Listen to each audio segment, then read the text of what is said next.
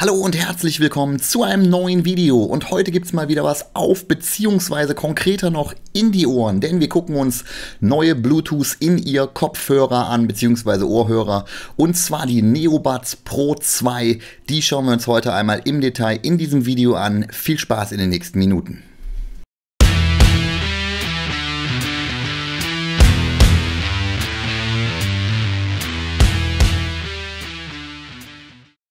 Wir legen los mit dem Faktencheck und zunächst mal haben wir hier Hi-Res Audio Wireless mit an Bord. Das soll für guten Klang natürlich sorgen. Wir haben die schwarze Version der Neobuds Pro 2 hier in unserem kleinen Test. Wir haben Fast Pair für alle Android-Nutzer mit an Bord. Das funktioniert wirklich hervorragend, kann ich jedem nur empfehlen.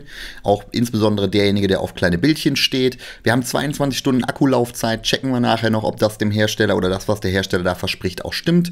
Unten drauf haben wir nichts mehr, auf der Rückseite dafür umso mehr. Einmal noch der Hinweis auf Active Noise Cancellation, also ANC mit an Bord. Gucken wir uns nachher auch mal an. 4 Mikrofone, das hat ja bei meinem letzten Check schon dafür gesorgt, dass die Sprachqualität hervorragend war. Electronics Crossover. Da fällt mir jetzt gerade nicht genau ein, was es sein könnte. Schreibt mir in die Kommentare, wenn ihr wisst, was es ist. IP54 zertifiziert. Wir haben Spatial Audio, also quasi die Kopfdrehbewegung. Wir haben eine eine Trageerkennung mit an Bord und wir haben Knowles Treiber hier mit verbaut. Dann hier nochmal unten die Codecs, die quasi zuständig oder die möglich sind mit diesen Ohrhörern. Wir haben hier einen QR-Code für die App und die Bestandteile, die wir in der Verpackung gleich finden werden. Ganz besonders hervorzuheben, 7 verschiedene Sets von Aufsätzen, finde ich Wahnsinn. 4 Stunden plus 12 Stunden mit ANC, sagt der Hersteller, 5,5 bis plus 16 Stunden, 16,5 Stunden ohne ANC und 2 Stunden könnt ihr wieder in 15 Minuten aufladen. All das checken wir nachher in diesem Test. So, wir packen kurz aus, wobei wir ja gerade schon gesehen haben, was alles drin ist. Die Überraschung dürfte sich also vermutlich in Grenzen halten. Die Verpackung gefällt mir schon mal ganz gut. Das ist tatsächlich recht hochwertig gemacht. Und insbesondere der Schutz von dem Gehäuse hier nach oben hin mit so einer leichten Schaumstoffgeschichte. Da muss man sagen, da hat sich jemand was bei gedacht. Das Gehäuse oder beziehungsweise hier die Ohrhörer mit dem Gehäuse. Einmal relativ unspektakulär, zumindest auf den ersten Blick. Dann haben wir hier unten drunter noch mehr Schaumstoff, Mensch, das ist ja Wahnsinn, alles sehr gut verpackt. Dann haben wir hier unten drunter noch den Zubehörteil, den ziehen wir jetzt hier einmal raus. Und ihr seht, das Papier bzw. die Pappe ist so leicht perforiert. Auch das macht aus meiner Sicht ja einen recht hochwertigen Eindruck. Dann gucken wir hier rein und finden Silikatgel oder Silikagel. Haben hier ein USB-C-Kabel, okay. Haben hier eine kleine Tasche, vermute ich mal. Oh, die fühlt sich erstmal gar nicht schlecht an. So, was haben wir hier noch? Bedienungsanleitung, beziehungsweise, was ist das hier? Sicherheitsinformationen. So, gucken wir mal, ob Deutsch verfügbar ist. Und wir sehen nichts, vorne nicht. Aber gut, es sind, glaube ich, auch immer nur 2 Seiten in einer Sprache. Wahrscheinlich habe ich es überschlagen. Es sind so viele Sprachen dabei. Ich garantiere euch, es ist Deutsch dabei. Da bin ich jetzt wirklich sehr, sehr sicher, auch wenn ich es jetzt auf die Schnelle nicht finde. Da wird Deutsch dabei sein bei so vielen verschiedenen Sprachen. Und am Ende ist es übrigens auch egal. Ihr könnt, glaube ich, alles in der App dann auch in der digitalen Anleitung nachlesen, selbst wenn nur Deutsch nicht dabei wäre. Und dann hier mein persönliches Highlight. 6 zusätzliche Aufsätze. Einer ist ja schon auf den Ohrhörern drauf, also 7 verschiedene Aufsätze. Das ist auf jeden Fall Spitzenklasse. So viel habe ich selten zuvor gesehen. So, dann schauen wir uns einmal das Gehäuse und die Ohrhörer auch nochmal im Detail an. Wir haben hier vorne eine breite LED, sage ich jetzt mal. Ansonsten keine Tasten oder ähnliches. Auf der Rückseite den USB-C-Anschluss, um das Ganze zu laden. Und laden könnt ihr im Übrigen auch nicht wireless, sondern nur über USB-C. Für mich persönlich ist das kein Problem, aber es ist natürlich am Ende eine Frage, ob man das braucht oder nicht, das Gehäuse auch wireless laden zu können. Die Ohrhörer rasten hier leicht magnetisch ein. Finde ich ja persönlich immer ganz wichtig, dass sie auch genau auf der Ladeposition liegen. Ansonsten sehen sie optisch für mich erstmal sehr gut aus. Insbesondere hier außen diese matte Oberfläche finde ich ganz gut. Hier außen sehen wir eins von den Mikrofonen, was nachher dazu dienen soll, dass die Sprachqualität ja in dem Fall auch besonders hervorgehoben wird. Wir haben hier oben noch, erkennt man das mit dem Licht? Hier oben ist auch noch ein Mikrofon drauf, genau hier über meinem Fingernagel, aber man sieht es, glaube ich, nicht so gut. Außen noch ein weiteres Mikrofon. Ja, und das vierte sehe ich jetzt auf den ersten Blick nicht, aber es wird sich irgendwo verstecken. Dann hier der eben schon zitierte 7. Aufsatz, den ihr nutzen könnt. Da kann ich nur immer wieder sagen, ne, ich kann es gar nicht oft genug sagen, bitte probiert aus, dass ihr den optimalen Aufsatz habt. So von der weiteren Optik her, außen gefällt es mir gut. Hier das Hochglänzende, da muss ich sagen, das wäre jetzt nicht, ist nicht so meins. Der Außenbereich mit diesem Matt-Schwarz finde ich gut. Da gibt es auch keine Fingerabdrücke innen drin, dann das Ganze glänzend. Ja, verschwindet natürlich größtenteils im Ohr, deswegen sieht man es kaum, aber vielleicht, wenn man es weiß, ist es dann auch wieder unschön. Auf der Außenseite habt ihr dann die Touch-Oberflächen, leicht sind sie und sie fühlen sich auch gut an, also da knarzt nichts, da knistert nichts, insofern passt das. Das Gehäuse wirkt für mich, ja, wie soll ich sagen, etwas günstiger, um nicht zu sagen billig. Das ist ein bisschen schade, weil ansonsten der Eindruck nämlich optisch und haptisch sehr, sehr gut ist. Ja, die Aufsätze sind nicht nur wichtig nachher für den Sound, sondern logischerweise auch für den Halt im Ohr, denn je besser die Aufsätze sitzen, desto besser hält das Ganze auch im Ohr. Das ist zwar nicht die einzige Komponente, die dafür relevant ist, aber eine der wichtigeren. So, wir drehen die Ohrhörer mal rein. Das Hineinführen ins Ohr dürfte, denke ich, allen klar sein. Dreht die immer ins Ohr rein, steckt sie nicht so plump ins Ohr, sondern dreht sie rein, dann ist der Halt besser. Ansonsten sehen wir hier, dass es im Gehörgang sehr gut abdichtet und auch hinten die Form der Ohrhörer hier genau in das Ohr hineinpasst. Das ist natürlich nur ein Silikon-Beispielohr sozusagen, aber sie halten sehr gut. Wobei man tatsächlich sagen muss, sie halten gut, aber nicht sehr gut. Denn was fehlt, und das haben mittlerweile viele andere Hersteller, hier noch eine kleine zusätzliche Wulst, die dann nochmal für zusätzlichen Halt im Hinterohr sorgt. Ich weiß nicht genau, wie man das biologisch nennt, aber für mich ist es das Hinterohr. Sodass dann auch bei wirklich großen Erschütterungen das Ganze hält. Hier ist es gut, aber nicht sehr gut. Nächster Punkt ist die Akkulaufzeit und das teilt sich ja wie immer in 2 Komponenten auf. Einmal das Gehäuse. Das Gehäuse ist bei mir 10 bis 14 Stunden wert gewesen an Akkulaufzeit sozusagen, je nachdem, ob ihr ANC aktiviert oder nicht aktiviert habt. Geladen werden kann es, wie schon vorhin gesagt, nur über USB-C, nicht drahtlos. Und die Ohrhörer selber sind bei mir auf 3,5 bis 5 Stunden gekommen. Das ist etwas weniger, als der Hersteller angibt. Und das ist so gerade noch im Bereich, was gut ist, würde ich sagen. Es ist auf keinen Fall sehr gut, aber es ist so gerade noch gut. Ich persönlich finde das ja nicht ganz so schlimm, wenn die Ohrhörer weniger Laufzeit haben, weil ich komme mit 5 Stunden locker aus. Ich benutze auch kein ANC oder zumindest sehr selten. Insofern passt es für mich, aber für euch als Info, die Laufzeit ist etwas geringer, als der Hersteller sie im Optimaltest sozusagen angibt.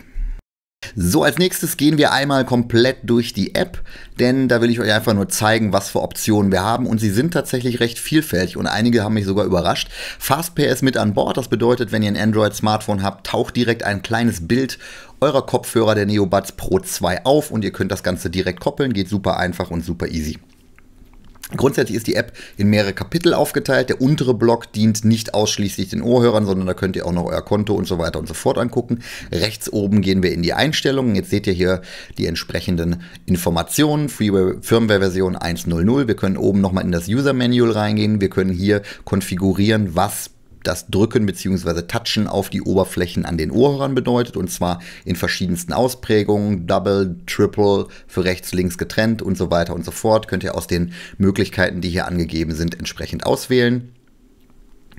Das ist für mich immer als Konfigurationsmöglichkeit eine gute Geschichte, gerade weil jeder unterschiedliche Bedürfnisse hat. Wer zum Beispiel kein ANC nutzt, für den macht natürlich der Noise Cancellation Mode auch keinen Sinn. Ihr habt hier die Möglichkeit, eure Audiocodecs oder den jeweiligen Audiocodec zu konfigurieren, so euer Telefon das denn unterstützt. Das müsst ihr danach auch einmal aktivieren, dann wieder neu verbinden, denn sonst funktioniert das Ganze nicht. Das habe ich dann quasi im Nachgang auch gemacht, um dann den bestmöglichen Audiostandard nachher für den Soundtest zu haben. Ja, die Sensitivity, und das finde ich ist eine Einstellung, die wirklich hervorzuheben ist, denn ich habe tatsächlich bei den meisten Touch-Oberflächen immer so ein bisschen Probleme, dass sie zu schnell auslöst, deswegen wäre für mich ganz klar, ich nehme sie auf Low, aber ihr habt hier halt die Möglichkeit, das zu konfigurieren, was gut ist, insbesondere wenn ihr vielleicht da Probleme habt, die ganz zu bedienen oder eben halt auch nicht. Ja, die Trageerkennung, die ist für mich standardmäßig nicht richtig eingestellt, weil ich finde es gut, wenn ich sie rausnehme und dann die Musik stoppt. Ich möchte aber nicht, dass wenn ich sie rein tue, automatisch wieder die Musik startet. Folglich habe ich hier die Einstellung auch dann direkt umgestellt. Find My Earbuds dürfte, denke ich, klar sein. Da wird dann ein leichter oder kleiner Ton ausgesendet, sobald ihr hier auf den Knopf drückt, damit ihr eure Ohrhörer dann auch wiederfindet, so ihr sie denn verloren habt. Das gilt natürlich nur für Hörreichweite, das dürfte aber, denke ich, klar sein. Hier könnt ihr die Ohrhörer auch ausstellen, das machen wahrscheinlich die wenigsten von euch, aber ihr habt auch hier noch die Möglichkeit, wenn ihr irgendwie abends damit einschlaft oder ähnliches, dann könnt ihr den Timer einstellen, der euch dann dazu, oder der die Geräte dann nach einer bestimmten Zeit abschaltet. In den Bluetooth-Settings können wir wieder verbinden bzw. disconnecten, und wenn wir das Ganze auf die Factory Settings oder auf die Werkseinstellungen zurücksetzen wollen, können wir das auch hier tun. So viel zu den Einstellungen. Jetzt gehen wir nochmal weiter von oben nach unten durch die App durch. Hier haben wir quasi die Entspannungsmusik sozusagen oder Entspannungssounds, wo dann verschiedenste Möglichkeiten bestehen, was ihr euch einspielen lassen könnt. Zum Beispiel Meditation, das Meer oder den Regen. Das ist tatsächlich was ich bei anderen Herstellern bisher in der Form noch nicht so sehr gesehen habe. Finde ich ganz interessant. Für mich persönlich ist es jetzt nichts, aber wenn man darauf Lust hat, ist es natürlich gut, dass das mit hier integriert ist. Akkulaufzeit bzw. Arrestkapazität ist hier nochmal vorgegeben, und unten könnt ihr euch dann durch die verschiedenen Möglichkeiten im Bereich ANC klicken. Das soll es aber noch nicht gewesen sein, denn wir haben noch weitere Reiter, zum Beispiel hier die Sound Modes, einmal für Musik und Game. Game hat dann weniger Latenzzeit, das heißt, ihr könnt schneller oder die Musik wird schneller oder der Ton wird schneller übertragen, so ist es ganz konkret. Und Spatial Audio ist quasi die Bewegungserkennung für ein räumliches Musikempfinden um euren Kopf herum. Das könnt ihr hier kalibrieren und einstellen. Das ist natürlich eine gute Geschichte, so man das denn wirklich auch nutzt, sage ich jetzt mal. Ja, die Option ist da und das ist erstmal gut. Ich persönlich habe das bisher auch bei anderen Buds noch nicht genutzt, deswegen für mich jetzt kein Riesen-Highlight. Ein Highlight, aber was auf jeden Fall mit dabei ist, ist die Möglichkeit, hier individuelle Equalizer-Einstellungen abzuspeichern, denn ihr könnt hier nicht nur die beiden Standards nehmen, sondern auch individuell euch das Ganze zurechtlegen, und zwar mit verschiedenen Einstellungen, also nicht nur einen, sondern mehrere Einstellungen. Finde ich persönlich ja immer ganz wichtig, dass man da in der Konfiguration sehr, sehr frei ist. Und dann noch ein Gadget oder Gimmick, was ich persönlich auch nicht nutze, aber vielleicht gefällt es euch. Ich sag mal, die LED, die vorne am Gehäuse ist, lässt sich farblich einstellen. Hier seht ihr es, jetzt sind wir auf Orange. Und wir können das Ganze, wenn ich jetzt die Ohrhörer wieder in das Gehäuse tue, auch umstellen auf andere Farben. Ich sag mal so, wer da Spaß dran hat, ist natürlich eine coole Geschichte. Mir ist es ehrlich gesagt egal, wie die LED leuchtet. Also insofern für mich kein Highlight, aber ist natürlich nice, dass man es mit an Bord hat. Ja, so viel zur App, und wir gucken mal weiter zum Sound. Ja, der Sound, und der wird wie immer getestet mit meinen 6 Referenzsongs, 43 Minuten Musik. Die laufen hier durch, und daran versuche ich persönlich rein subjektiv, denn Sound ist aus meiner Sicht nie objektiv, zu bewerten, gefällt mir das, was ich höre, oder gefällt mir das nicht.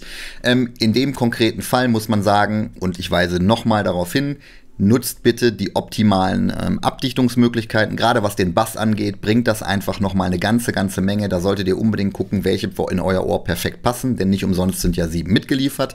Insgesamt muss man sagen, dass der Sound von der Basslastigkeit her gut ist, also der Bass, der kommt schon gut rüber und ist auch, je nachdem, wie ihr abgedichtet habt, halt eben recht drückend.